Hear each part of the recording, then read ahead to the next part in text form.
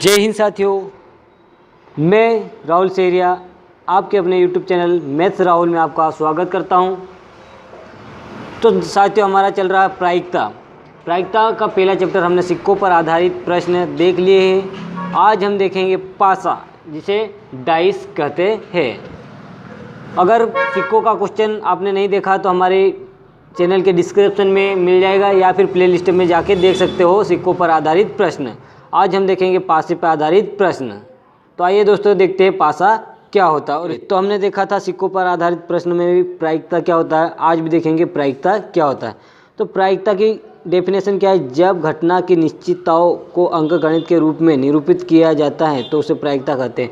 मतलब प्रायिकता क्या होती है? आने की संभावना, कुछ भी आ सकता है। तो प्रायिकता बराबर हमारा फार्मूला क्या होता है दोस्तों? जिसने नहीं देखा उसने वो भी देख ले कि प्रायिकता बराबर क्या होता है? कुल संभावना और आने की संभावना।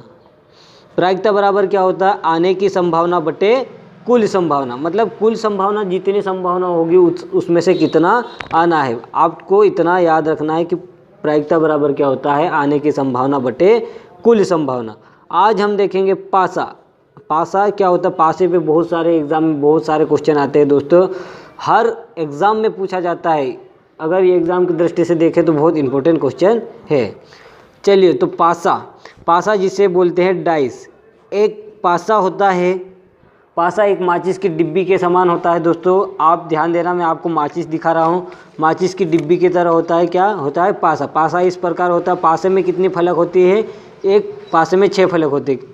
कौन कौन से? देखो दोस्तों, यहाँ पे दिखा रहा हूँ मैं। 1, ये 2, ये 3 और ये 4 और ये हुई हमारी 5वीं और ये कौन सी फलक हुई? हमारी 6वीं फलक। मतलब पासा कैसे होता है? एक माचिस के डिब्बे के समान होता है। इस प्रकार से होती है हमारे पासा। अब दोस्तों, ये मैंने बताया कि एक पासे में कितनी फलक होती है? कितनी फलक होती है दोस्तों? 6 फलक होती है। मतलब कि एक पासे की कुल प्रायिकता, ये क्या हुई? हमारी कुल प्रायिकता होगी। तो एक पासे को फेंकने पर कुल प्रायिकता हमारी कितनी है? 6। अब 2 पासे को फेंकने पर कुल प्रायिकता कितनी होगी? हमारी 36 होगी। और 3 पासे को फेंकने पर हमारी कुल प्रायिकता कितनी होगी? 216। ये दोस्तों आपको याद रखना। तो क्या है दोस्तों? एक पासे को फेंकने पर हमारी कुल प्रायिकता कितनी है? 6। 2 पासे को फेंकने पर 36 और 3 पासे को फेंकने पर कितनी होगी? 216। यह आपको याद रखना होगा। मैंने बताया कि माचिस के डिब्बे का उदाहरण देखें। अब आते हैं दोस्तों हमें सीधे क्वेश्चन पे। अब क्वेश्चन क्या है कि एक साधारण पासा फेंकने पर, क्वेश्चन को आराम से पढ़ना, एक साधारण पासा फेंकने पर 3 से बड़ा अंक आने की प्रायिकता ज्ञात कीजिए। अब एक पासा बोल रहा है, एक पासे में कुल संभावना हमारी प्रायिकता बराबर क्या होता है? प्रायिकता बराबर आने की संभावना बटे कुल संभावना। क्या होती है? आने की संभावना बटे कुल संभावना।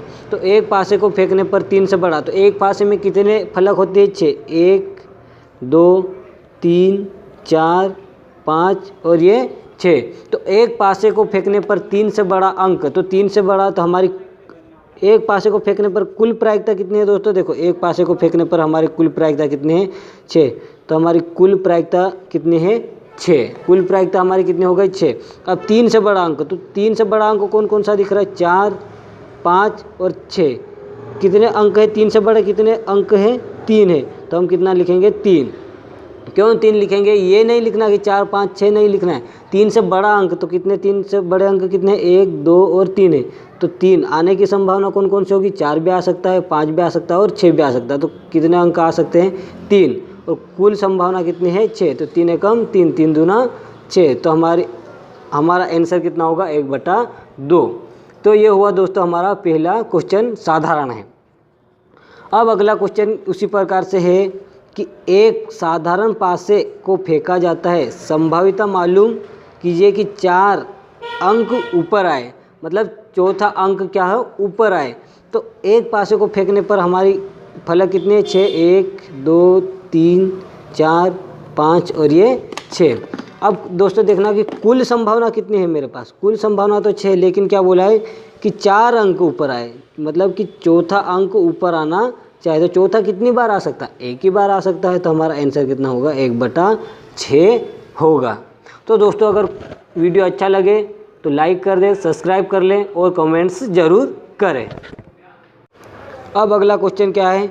अब ये तो थे सिंपल क्वेश्चन एक पासे पे। अब देखते हैं दोस्तों अगला क्वेश्चन 2 पासे वाला, कि 2 पासे को एक साथ फेंके जाते हैं। 2 पासे को एक साथ फेंके जाते हैं, दोनों समान अंक या दिक अंक, दिक मतलब कि दोनों समान अंक प्राप्त होने की प्रायिकता ज्ञात कीजिए। 2 पासे फेंके गए तो 2 पासे की कुल प्रायिकता कितनी है हमारी? 36।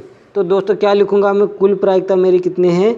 36। अब दोनों पर क्या होना चाहिए? समान अंक आना चाहिए। तो दोनों पर देखो, ये पहले पासे पे 1 आया तो दूसरे पे भी 1 आना चाहिए, दोनों पर समान आना चाहिए।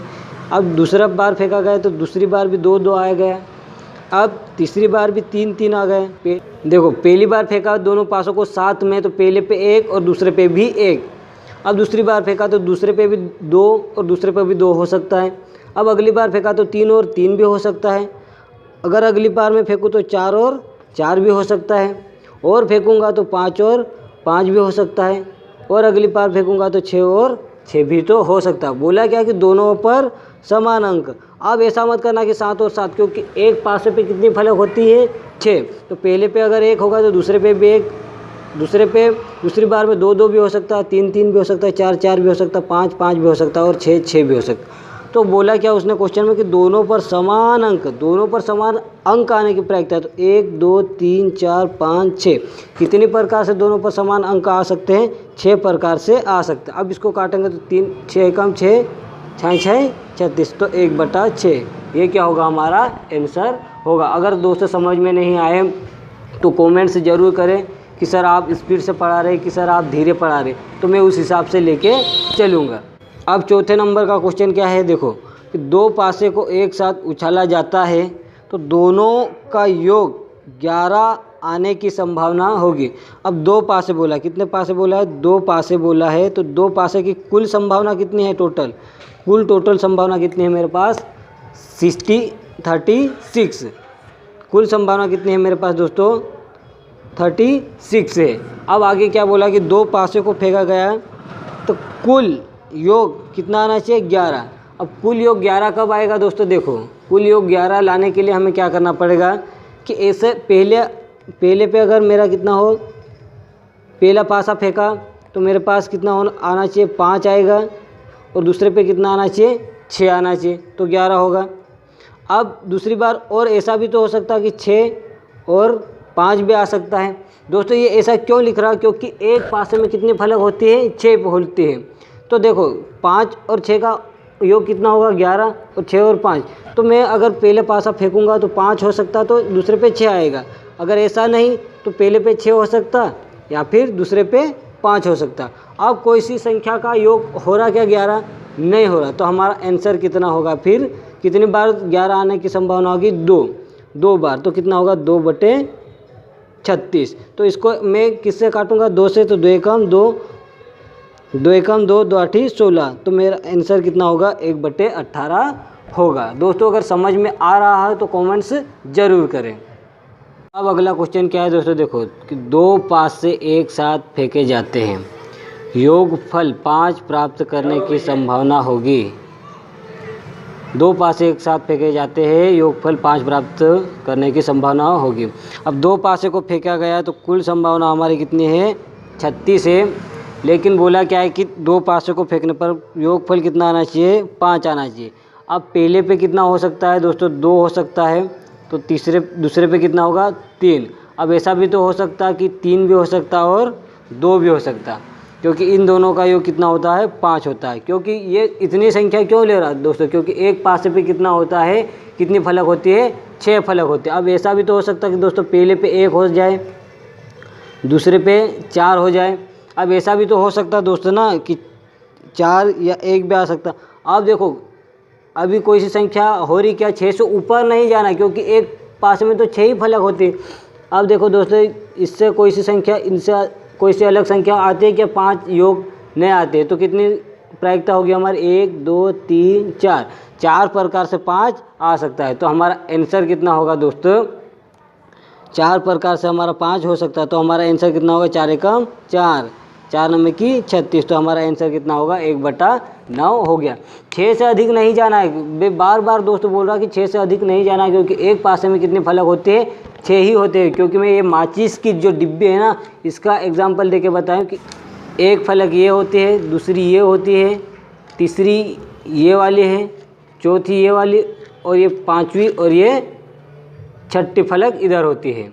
तो दोस्तों एक पासे में 6 फलक होते हैं, इसलिए अपने को 6 से आगे नहीं जाना है।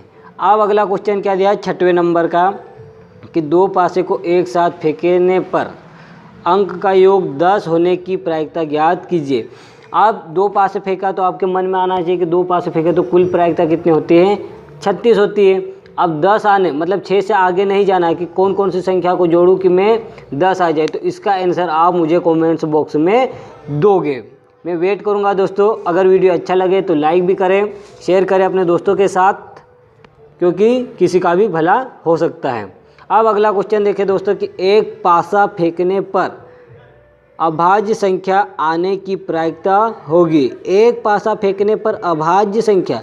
अब अभाज्य संख्या कौन कौन सी होती है दोस्तों? पहले तो ये समझो कि वे संख्या जिन्हें 2 से नहीं काटा जा सकता है।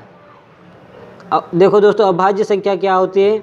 वे संख्या जो स्वयं वो अन्य संख्या देखो दोस्तों, अभाज्य संख्या क्या होती है?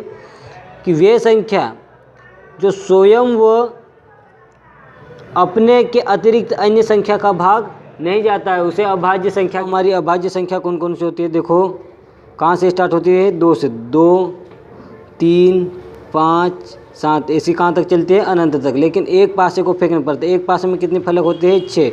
1 2 3 4 5 और 6 कितने फलक होते हैं हमारी? एक पासे को फेंकने पर 6 फलक होते हैं। लेकिन हमें पूछा क्या है कि एक पासे को फेंकने पर अभाज्य आने की प्रायिकता। तो एक पासे को फेंका तो कुल प्रायिकता मेरी कितनी होगी? 6 होगी। अब अभाज्य संख्या कौन कौन सी होती है? एक तो 2 होता है, एक 3 होती है और एक 5 होती है। तो कितना होगा मेरा? 3/2। कौन कौन सी संख्या आ सकती है? यहाँ तो 2 आ सकती है, या फिर 3 आ सकती है, या फिर 5, कोई सी भी आ सकती है। तो 1 2 3 3, तो आप काटेंगे तो 3 एकम 3, 3 दूना 6। तो मेरा आंसर कितना होगा? 1/2 आंसर होगा। जय हिंद दोस्तों। अगर आपको समझ में आया तो चैनल को लाइक सब्सक्राइब जरूर करें। जय हिंद, जय भारत, धन्यवाद।